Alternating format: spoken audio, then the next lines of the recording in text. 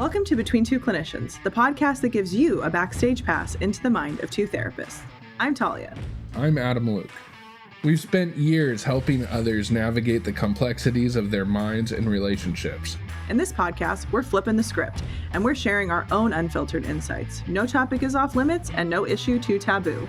We're ready to tackle the tough stuff with honesty and empathy. Let's dive in. We're back for today's episode, which I'm excited for. You brought this topic up when we were off air. It's happening a lot with your couples. Yes. I've seen it before with the couples that I've worked with. I've also lived it personally, so can't wait to dive in. And I can speak from a woman's perspective. My husband finally went to therapy. Now what? He's making these changes I've requested him to make for a long time, but somehow I can't accept the changes, and I'm indeed sometimes trying to sabotage the changes, or I still want to leave. You made the changes too late. Like, well done for you, sir, to go to all of the therapy and try to make this, but it's almost too much too late in a way, I think. So part of our aim today is to explore and to uncover a little bit for listeners, if you're going through this, like, what are the emotions that come up when this happens? What is that kind of facade of control and that fantasy of ultimate control look like in a relationship? Because that is where the request often comes from, is I want this ideal relationship that isn't real. And when it becomes real, then I also don't want it, because what kind of person would I be if I was with a person who changed just because I asked? And then we'll aim to wrap up on how to, if you want to stay in the relationship, encourage it. And if you don't want to stay in the relationship, how to exit it without sabotaging it, and to understand maybe those urges for, I'm getting everything I wanted and I still don't want to be in it. And then if we have time, we will do a host hot seat question. So I'll let you take the mic, Adam. Well, thank you. Yeah. All right. So just to tag on to how you opened this up, it's almost like hedging bets, right? Like we bet that our spouse or significant other isn't going to actually change themselves. So we get really good at penning a convenient narrative of, how much they don't care, how much they don't want to choose me, whatever it might be. And then what happens when the son of a bitch goes to therapy and he starts growing and he's making efforts, and talk about how overwhelming that could be. All of a sudden, maybe you've known who your spouse has been for 6 or 7 years, but now this moron's asking you for lunch dates. Now this guy is actually asking you how you are and is pushing past the fine response. I mean, this is just too much work. And I know some of you can hear I'm being a little sarcastic, but it is the truth that we don't take into consideration when we ask our spouses to change. That doesn't mean that it insulates us from not having a duty to change ourselves. We often think, well, I'll just have them do all the work and I get to stay the same. And I mean, you could try that, but the relationship in those cases most likely has an even higher likelihood of not surviving if only one person is changing, whether that's let's look at, I was about to say BC. I don't mean it like that, but like BC versus like before change versus after change. If you're looking at it before change, you're my husband in this case. You're not going to therapy. I want you to go to therapy. And here, well, look at me. I'm going to all this therapy. I love all this self-help work. I have the one-up position and you do not. But I'm also requesting that you join me in that at the same time, but I'm not making the invitation very attractive. Then after therapy, right after the change occurs, and then now I'm going to be the stick in the mud who's not changing. Am I going to stop my own self-development just because you've started? Am I going to bring this up in therapy? Why is this so uncomfortable for me that he wants to be close again after all of these years of not being close? He actually did what I asked him to do after all these years. And like you touched on before, which I've heard in my sessions too, well, you didn't do it at the time that I wanted you to do it. Therefore, it doesn't count at all. You can't have it. In this case, you can't have it all, let alone all at once. And then I work with couples. What is the most important, like helping them navigate when this happens, our first chapter. What is the most important thing? That it got done, when it got done, how it got done, by whom. There's a delineation that's needed, because that's where the focus can be in the session of, what are we processing? Are we processing the hurt and resentment they didn't do it when you asked them to do, and your ego is bruised because you were right this whole time, look at how much of a benefit, but then you had to create, we've talked about that too on other episodes, we have to create a protective version of ourselves and a defensive version of ourselves to create a wall between our partner instead of being hurt. If we're going to remain in the relationship, we have to Mm, stay in it some way. And most people are like, well, I'm not going to stay in it feeling hurt every day, so I'll just emotionally cut off. Now, when the partner who the cutoff kind of was yeah. they caused it inadvertently, wants to get close, that protective part of ourself is like, we like them again? No, we're not letting them in. And it feels a righteousness that it doesn't have to change. Well, oh, it Mm, was too late. I'm just going to write it off. And like we'll touch on at the end of the episode, you can either stay and how are the changes going to have to look in you and your partner to maintain the change you've requested, or if you're going to leave, how can you do it without being so bitter and resentful that you still carry this with you for the rest of mm, your life when if that's the case, just stay. Like, if you're going to rue the day, or you're going to make them rue the day for the yeah. rest of their life, you may as well just stay and both of you be miserable. Like, Well, what? you pose the perfect question, which is, how much of your life are you willing to sacrifice to be right? And this Mm-hmm. isn't a whole like your truth, his truth discussion. This is just saying, if you want to be right and you're hell bent on being right, you will make sure that you're right so much that you'll make sure that you're not happy. Mm-hmm. Like at a certain point, you have to realize that as much as you're punishing your significant other for what they're not doing to meet your needs, you're also punishing yourself by not allowing you to experience them in any other way. Mm-hmm. Like at a certain level, and I'm not saying that like I agree. There can be some very emotionally immature husbands out there. As men, we're not really told by Or anyone allowed, yeah. to grow into being an emotionally intimate or intelligent person, right? Mm-hmm.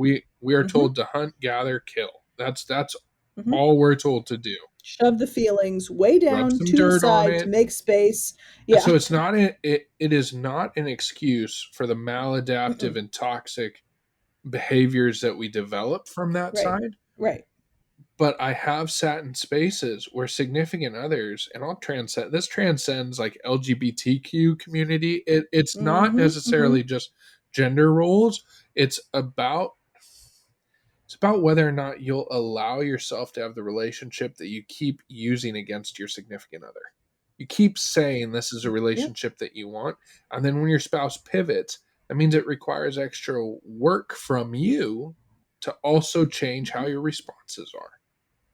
There was Mm-hmm. And part of this, oh, go ahead. no, I feel like there's sometimes in these committed relationships, there's a part of us that feels a very cathartic feeling of being able to say, well, you're never around or you never choose us. And it fits really well in the complexity of our lives. But then all of a sudden, when our significant other makes themselves present, I can't use the same excuse. And so Mm-hmm. then I must pivot to, well, I got so used to doing life without you.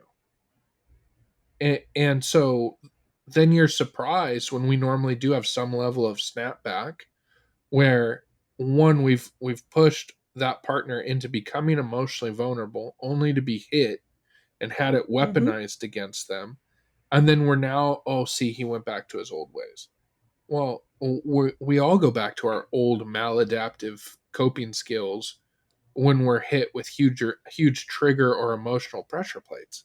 Yeah, I think there's part of this that's instinctual, like human instinct, especially for women, is to punish misbehavior, and misbehavior would be defined as anything we don't like in this case. So, like a criminal committing a crime is behavior or misbehavior? Mm, Is behavior. What did you? It would be weirder for them to not commit a crime. So you have to take a look at like what are you expecting of, what are the expectations you have of your spouse? Is it for them to be emotionally unavailable, mhm. withdrawn, what have you? And if you turn your mind into a filtration system for, if that's what I expect, in this case very Yeah. stereotypic, if that's what I expect men to be, but I don't like that, then they're misbehaving. They should be attuned, attentive, that just like a girlfriend, but also that I'm sexually attracted to, but also Mm, that pays the bills, but is like tough and mysterious, but also available, but just for me because it's the secret fantasy that I'm in power and control. So there's a element of this that's instinctual as women, that we like to punish what we view as misbehavior, and we have this expectation that men are just like hairy women, to quote one of my mentors. You're not. You are unique and different. You have some similarities, of course, but most of the time it's unique and different from what we are and how we think and view the world, that we can't filter it properly. So guess what? We ask for years. I need you to make this change, or I beg you, or I force you, or what have you. You finally, Mhm. and you have a choice to either fight against us or submit. Mm. And that's also the reason behind why, after we have to ask for so long, people are like, well, is it really change if it's under duress? If the change occurs only when the threat of the relationship survival is there, or under duress, is it actually genuine change? For most people who are being asked to change something that they don't necessarily view as a bad behavior, they won't change it until it's like, oh, I don't want it to cost me this relationship. Like, I knew you were serious about it, but I didn't think you were that serious about it. So it's like, you showed your cards. Okay, I'll go do it. And they actually put their money where their mouth is. But I'm still so used to being bitter and resentful and liking being right and controlling. I'm going to still punish you. But then I'm also punishing myself. If you are Absolutely. withholding from yourself, like you said, the kind of relationship you've always wanted, my husband or wife went to therapy after years of asking them to, now what? Or partner, you don't have to be Mhm. married, but just to use those terms, now what? And that's the question that you have to ask yourself. Do you want to stay in the relationship that they've changed? Also, part of human instinct, when we've asked somebody to change, we diminish it and we discount it, Mm. because you should have been like that in the first place. And I can't respect somebody who I had to change into who I wanted them to be. Well, good luck trying to find the person who's absolutely perfect for Mm. you in every possible way and can also grow with you at every decade of your life, and you meet them at 30. Like, I would, if this is you listening, please email me, because I would love to meet you and ask you some case study questions. It's pretty much impossible to find somebody who is exactly Mhm. how you want, and who also allows you to be exactly how you want. They are how you want, and they let you be how you want, in perfect unison all the time. There has to be a give and take. Also, a quote that I've really been loving these last few months is there is a special level of hell in which you get everything that you've ever wanted. So, like, if you Mm-hmm, actually got into a committed relationship with the person that you pine over, that the thought processes that you had and what mm-hmm, you would want, mm-hmm, the reality is you're probably going to be pretty miserable. You're actually not going to be as mm-hmm, happy as you are. Why? Because in some cases it's going to feel too easy. In the other cases, it we're actually finding out more and more in the studies, the more that couples actually bicker and have conflict, the deeper and more holistic those relationships are. And so, mm-hmm, I've sat in the couples space where people come in and they say, we've had a perfect marriage. We've raised 3.5 kids. The house is paid for. We have the two dogs. And we actually want to go our own way. Well, why? Well, we never fight. Nothing really matters. We're going our own direction. mm-hmm. So it is this sort of fantasy where we tell ourselves that's what I want, but it's actually just something that's so unattainable that you never actually have to deal with the ramifications of it becoming real life. And when fantasy becomes reality, in the let's say I'm the partner who is the control freak in this case, and I want you to change. Again, you're my husband Hmm. in this example.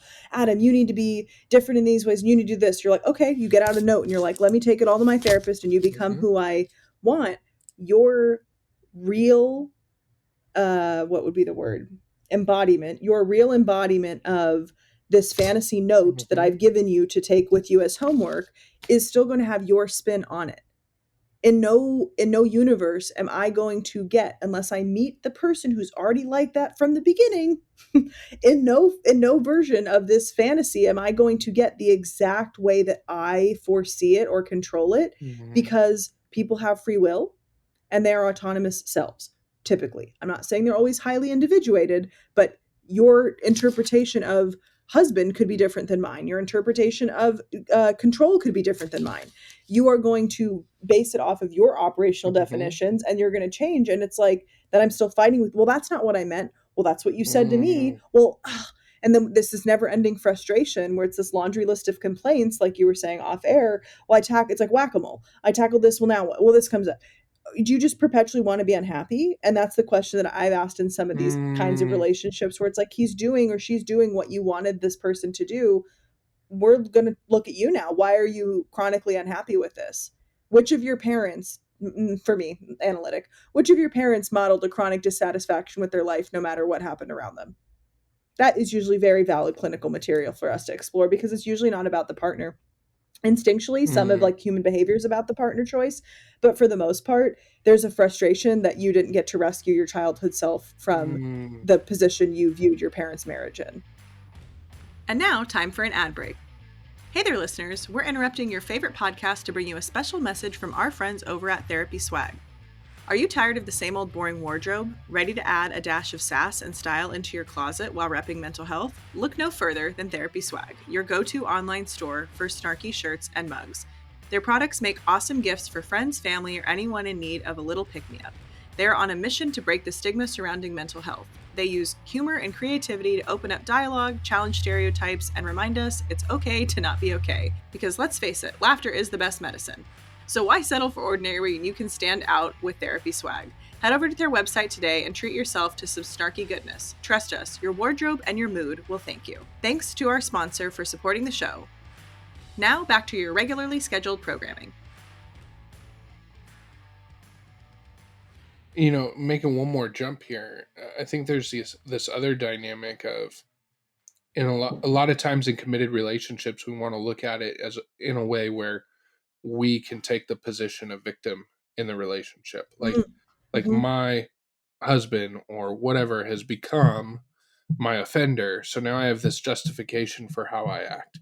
Then the Mm-hmm. tough part about this is when all of a sudden they're moving out of the spot of being my offender. And trust me, I have no problem saying that there are sometimes I sit down and husbands start breaking down because they recognize what they have been doing, where it's like, oh wow, Right. for 10 years I have been absent. Wow, the relationship I don't have with my kids is directly related to how I was interacting with the family dynamic. Mm-hmm. I have made myself excusable.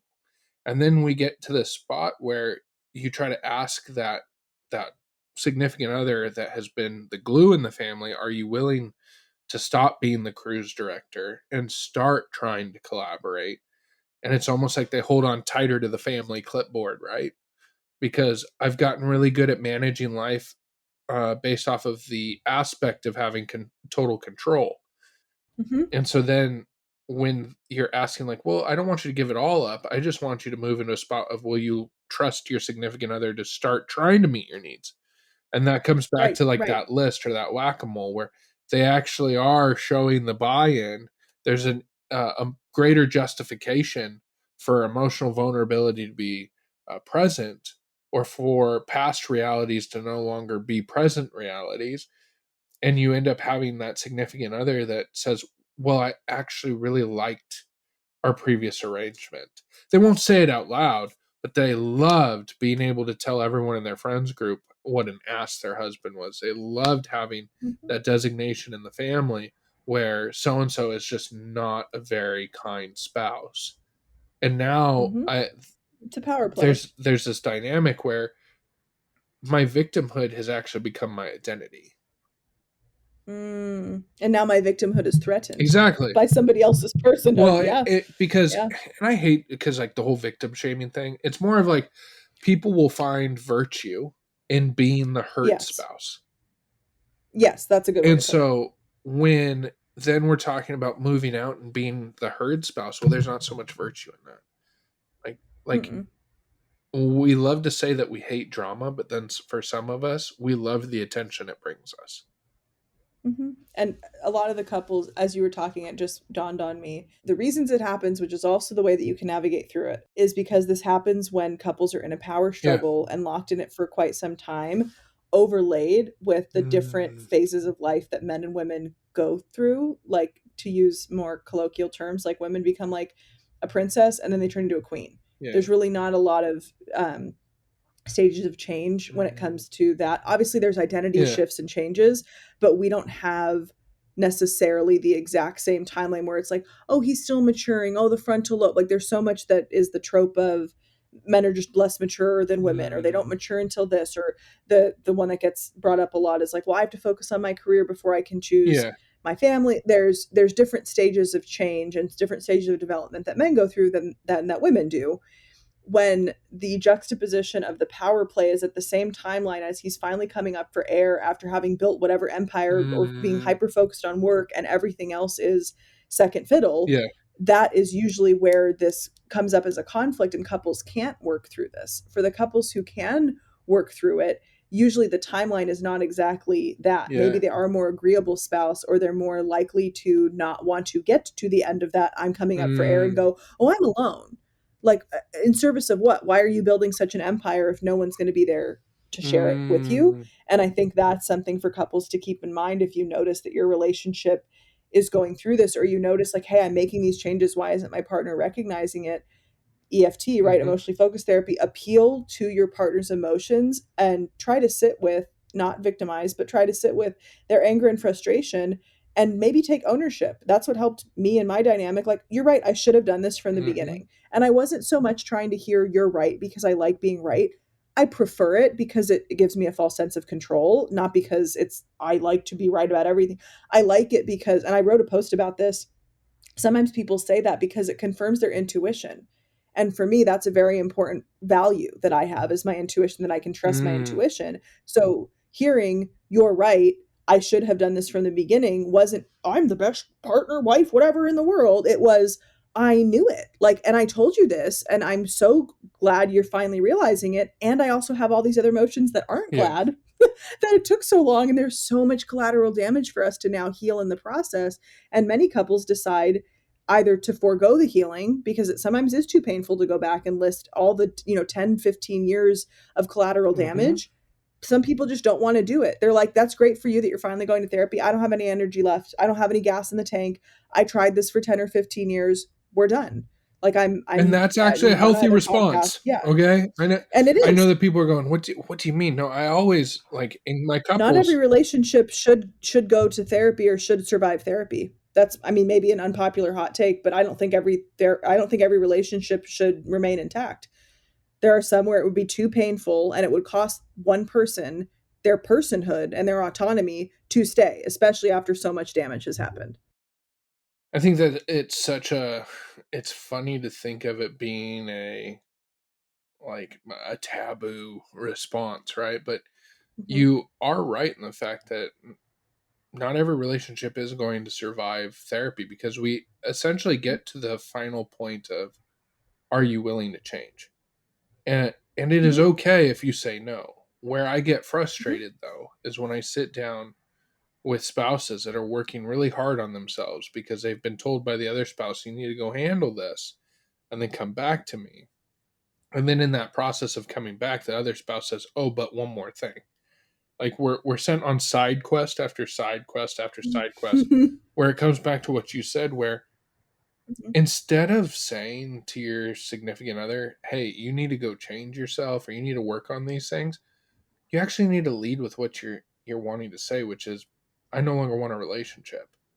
Like, stop lying to yourself and stop being an accomplice in a Mhm. different crime, because you telling a Mhm. person that if they work on themselves, you'll give them a chance, and then you denying them that chance.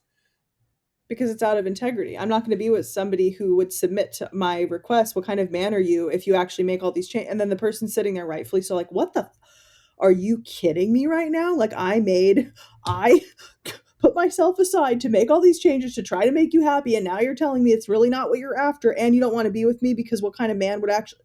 It's so backwards. So lead with, you're right. There's many people who are like, I don't want to be in this relationship anymore. And I instead want to be in a relationship with somebody who's all of these things. Maybe we got together when I was 20. Now I'm 30. I want different things. I have lived different, Hmm. I've met different people in my life that I collected kind of like Horcruxes in Harry Potter. Like, now I want all these things. And you would just be so perfect if I also then don't have to divorce you, go through the heartbreak, maybe be a single mom or a single parent. There's so much collateral damage in choosing, I don't want this relationship anymore. I'm going to leave and not force this person to be this other way, and go find somebody who's already that way. Because oftentimes, and this can be a whole other Hmm. episode, I didn't mean to open a can of worms right as we're closing, but it's like, we we don't realize the fear that comes behind, I don't want to feel like I'm back at square one, and I don't want to feel like this was a failed relationship. And it's not. If it's unsuccessful in terms of whatever you were deeming, like success means we end up married for 20 years, success means we end up married with 2 kids for 20, success has to be redefined as you get further along in your relationship, Hmm. because neither one of you are in full control of the outcome of your lives. No matter who you're with, no matter how much you wish it were different, You are not in control of everything that happens to you in your life. And coming to terms with that allows you also to give grace to the version of you that stayed in the relationship so long and reaching that choice point. Okay, you went to therapy, you're making these changes. Do I still want to be with you or not? That's a Mm, question only that you can answer. That is not up for your partner to answer. And you ask yourself, okay, if they changed into exactly who I wanted them to be, would I want them? No, because that sneaky human instinct of, well, I don't really, it's not attractive if you change that much. You should have already been this way. yeah, you have no virtue walking away from a situation where you set your significant other one up to fail, regardless of what they've done to you. Like, Mm-hmm. and I think that that's the Mm-hmm. thing that breaks my heart the most is when you sit and you do talk to significant others that have been through the ringer, and then the last act of this toxic relationship is you just doing the same thing to this other person that's involved. I mean, Mm-hmm. give yourself permission to actually walk away from something in empowerment, not Mm-hmm. in like the mutuality of us hurting each other. Yeah, you don't want mutually assured destruction. Just like, and on my way out, let's blow both of our lives up. Like a rule, I think a good rule of thumb, at least like what I want my final point to be, a good rule of thumb would be, if you're going to ask your partner to change, be prepared for it to be a quid pro quo, either right then or Mm-hmm. later on, and ask, if I'm requesting this of you, what would you want or need in return? Mm-hmm. What would I need to do or stop doing for this to happen? Be Mm, curious about where the desire for that change is coming from and explore it before it reaches an ultimatum, which we have a whole other episode on. And if you've made the request and you're listening to this episode and your partner has made the changes, what version of you is having a difficult time accepting the change is here? What do you have to make room for? What do you have to let go of? And who do you get to be or not be any longer moving yeah. forward? And go back and write those down as journal questions, and that can help you decide, am I really done? Or do I have to now, is the ball back in my court to change for this relationship to continue? And that's often the Mm, case. We take turns. pretty sure that's the mic drop right there. I don't really have anything else to put it right there. Is just yeah, you have to recognize, am I going to give us the chance or do I need to give us the freedom now? Because if the freedom Mm-hmm. now is the fact that there's going to be an inherently painful process, but we both get to step into living our lives again, free of the bonds in which we've hurt each other with, you're going to be Mm-hmm. miles ahead instead of you putting up sort of an obstacle course for someone to complete for you, even though it Mm-hmm. intrinsically means nothing to you. Mhm. You may as well give it a if you're gonna and I'm flippant more so with some of my clients. I'm like, if you're gonna end up leaving anyway, you may as well give this person who you already know a chance before you're and I'm not using them, right? No. Like mutually we're agreeing, like kind of like discernment counseling. All right, let's give it a chance. Let's Hmm. give it all we've got again for another 6 months now that the change is here. Then I'll make the decision. Absolutely. It's not a good idea to make it in the heat of the moment. I mean, that's good advice in general. Don't make decisions when you're in an intense emotional state of mind or state of being, and give it a chance. And if you really still feel that way at the end of a predetermined, out loud agreed upon amount of time, then make the decision to free both of you from Hmm. it. But don't cut yourself off at the don't cut off the opportunity to get what you've always wanted because it didn't happen on the timeline that you wanted it to or in the exact Hmm. way that you wanted to. Guess what? You're not going to get everything the exact way you want in life Mm. or everything you want in life. This is if they actually did go, give it a chance and then throw it away if not.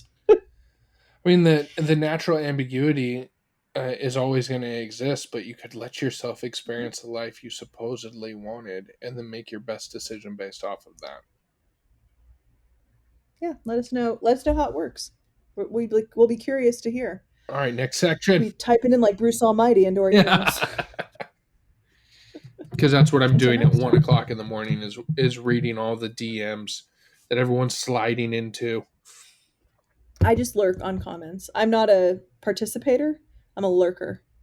I like watching. I'm like, wow, you really put that on the Hmm, internet for like people to read in quite public. brave or idiotic. The problem is, We brave don't and know. stupidity require the same things. We don't know until we know the outcome. Honestly, yeah. Well, yes, thank you for listening. Tune in to next week's episode and let us know what you think about this one. And we'll see you soon. See you guys. Thank you so much for listening to another episode of Between Two Clinicians. We would so appreciate if this episode resonated with you for you to share it with somebody, and also find your favorite podcast platform and like, rate, and subscribe to the podcast. We would love to attract more listeners just like you and have this message be spread to whoever needs it. So thank you so much for listening, and we'll see you next time.